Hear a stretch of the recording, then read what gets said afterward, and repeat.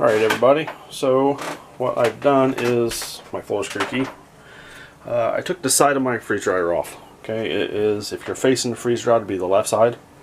So there's the back. Let me zoom out a little bit. There's the back. I undid the screws there. There's a screw up top you have to undo, and the side just slides off. So what I'm doing is that right there. And here's a sensor. I'm not even sure what sensor that is, nor do I care, but it's dirty. So I don't know if it's, yeah. So what I'm gonna do is I'm gonna get I'm gonna try to vacuum it gently because I don't want to bend these. I don't know if that is a heat exchanger or the cooler. You know, like if it's for air conditioner, Freon runs through there. If it's for heat, hot liquid. I'm guessing it's probably for the cooling unit. But there's just hair and dust in here, and I'm just going to clean that out. And then I am going to put a filter on the outside of this, and I will show you how I'm going to do that when I get back. So let me go ahead and clean this. I'll bring you back after it's clean, and I will tell you what worked best. Stay with me. Alright, so this is just a soft bristle toothbrush, and I am just going with the aluminum. And you see how it's coming off. That's nasty. That's gross.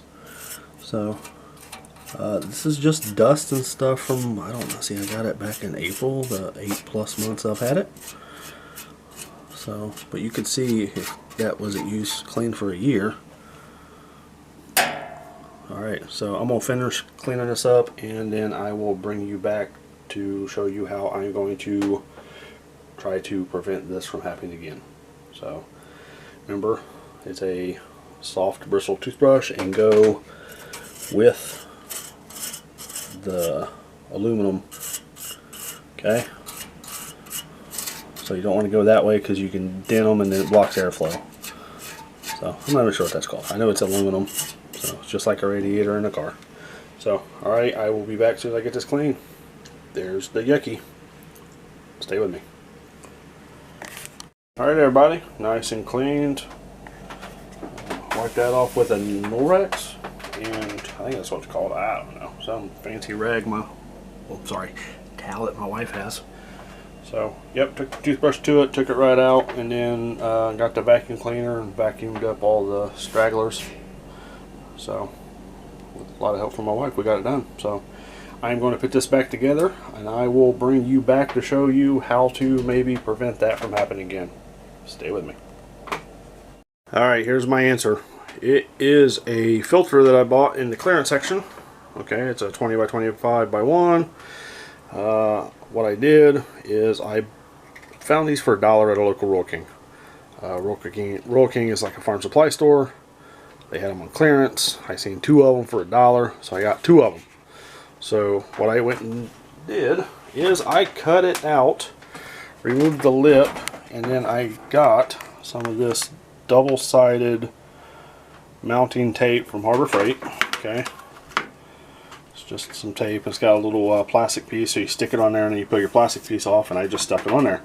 I actually got that as a gift from my daughter for Christmas. So as you see, the 20 inches fits perfectly this way, and I just cut it down, and I cut a little slit right there. So I think once the air kicks on, it'll suck the filtered flesh and it'll stay. Something else is there's holes at the top, there's holes on the back. I think it'll still get some stuff in there, but I think this will be the main prevention from getting it all built up. If you want to do this and put it on all of them, go right ahead. It's your freeze dryer, you do what you want. I'm going to try this first and see where it goes. So oh yeah, another thing I do is I have cleaned the inside out. I just have pure vinegar, use it on the glass, use it on the inside, use it around the big rubber seal when I am getting ready to put a batch in, so it's nice and clean. I use Norwex rags. I think they're Norwex. I don't know. Norwex, I don't know. Supposed to be antimicrobial. I don't know. Witchcraft, magic, I don't know. Something else every once in a while, I will use the Lysol Kitchen Pro antibacterial cleaner. Okay. So make sure it's kitchen approved. I don't use that in there all the time, but sometimes if there's something, you know, just an extra deep cleaning, that's what I use. Alright everybody, this is how I cleaned that and filtered it. Or yeah, I filtered it by putting a filter on it. Like I said, cut a slit right there. Once you take the back off, if you take the back off, the top will pop right off. All you have to do is slide it back. Then there's 2 screws on the sides, one towards the front top and one towards the back bottom. So alright guys, thanks for watching. Enjoy everything and leave me a comment, hit me a subscribe button. Thanks for watching.